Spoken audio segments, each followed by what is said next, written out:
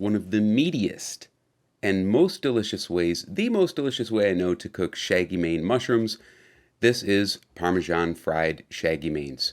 Rich and delicious, and it's like eating a big chunk of meat. I just love these things. An old reader favorite I'm giving a fresh coat of paint to here.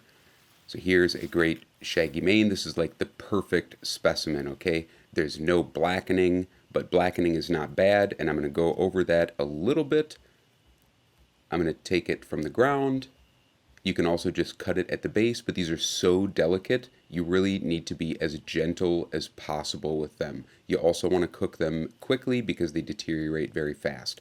I'm just going to trim the stem there so there's no dirt at all, and that's all we need to do there. Okay, you can see that I found some in varying ages, which is going to be really common. That guy is the primo, grade A choice shaggy. That's our picture perfect mushroom right there. But the other ones right there, those are okay too.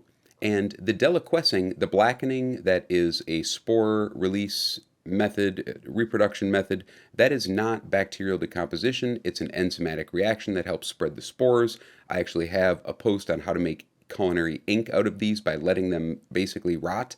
But all of these are totally edible and fine to eat.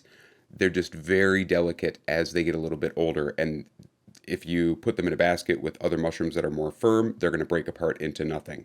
So we're going to cut the stems there just so that they can fit in a pan. These mushrooms get really big, so just trim the stem up a little bit. And then we're going to toss the mushrooms in flour and egg and just grated Parmesan cheese. And if all you have is Kraft, it's okay. But ideally, you'll use a decent Parmesan. Kraft can be really dry and salty. Just roll them up. God, I just love this recipe because they start round at first, and then they're just going to cook down into these just golden brown, caramelized, juicy nuggets. And there's not a lot of other mushrooms that you can cook exactly like this. Like if you breaded a chanterelle, it wouldn't really stick. It's not going to do the same thing. It's just a really special way to honor these mushrooms. Although they're good in soup and all kinds of other things too.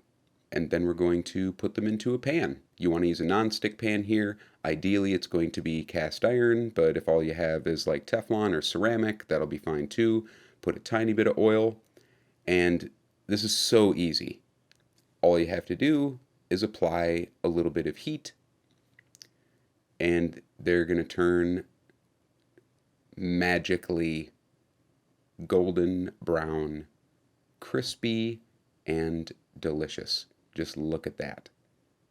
The most golden brown ever. And this trick with breading with Parmesan is good for a lot of things. It's also, strangely enough, it's good with walleye. And that's actually where I learned the technique. And these are very rich. I don't often find huge flushes of shaggy manes, so most of the time I usually have like 4 or 5 of them. If I find a whole bunch, I'm probably not going to fry them all up like this unless I have a big group of people over because they are very rich.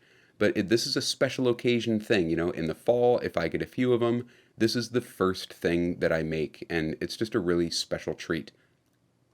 And then to plate them, if you want to make it really nice, I'll take some greens and put them down on a plate that can kind of soak up a little bit of the oil, and it just makes things look nice. Like I said, this is a way to honor these mushrooms and really, make it special. And of course, you can eat the sow thistle leaves after if you want. But this is how I'd serve them if I'm going to do it in a restaurant. Put them on a little bit of greens. We'll sprinkle them with a couple chives. I'll add a lemon wedge. And that's it. Just crispy, fried, meaty, ridiculously delicious shaggy mane mushrooms. Full recipe is on my website. Thanks for watching.